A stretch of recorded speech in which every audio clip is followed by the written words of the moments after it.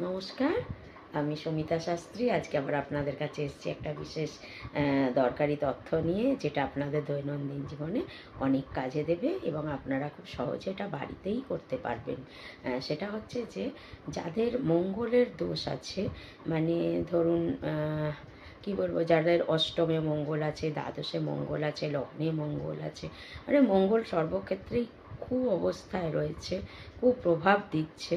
তো তাদের মঙ্গলের দোষ অবশ্যই রয়েছে। আর মঙ্গলের দোষ থাকলে কী হয় জানেন, মানে ভীষণ বেশি অ্যাক্সিডেন্ট হয়, পুড়ে যায়, ঘরে আগুন লেগে যেতে পারে, ইলেকট্রিক শক সার্কিট হয়ে যেতে পারে, এইরকম মানে ভয়ানক সাংঘাতিক ঘটনাগুলো, পড়ে যেতে পারেন।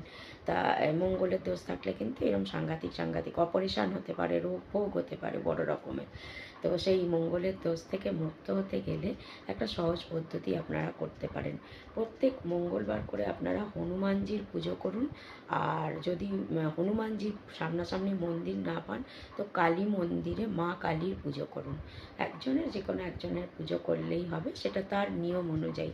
যেমন হনুমানজির পুজো করতে গেলে হনুমানজির যেসব মন্ত্র আছে আপনাকে বলতে হবে, তার যে পুজো পদ্ধতি সেই পদ্ধতি আপনাকে মেনে চলতে হবে এবং করতে হবে। তা সেটা যদি করতে পারেন তাহলেই কিন্তু আপনাদের মঙ্গলের দোষ থেকে মুক্ত হতে পারবেন।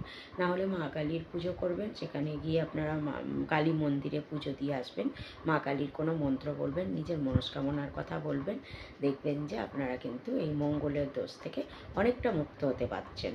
তো আপনারা এগুলো সহজ পদ্ধতি, আপনারা করতেই পারেন বাড়িতে। তা করুন এবং ভালো থাকুন, সুস্থ থাকুন, আনন্দে থাকুন। তো নমস্কার।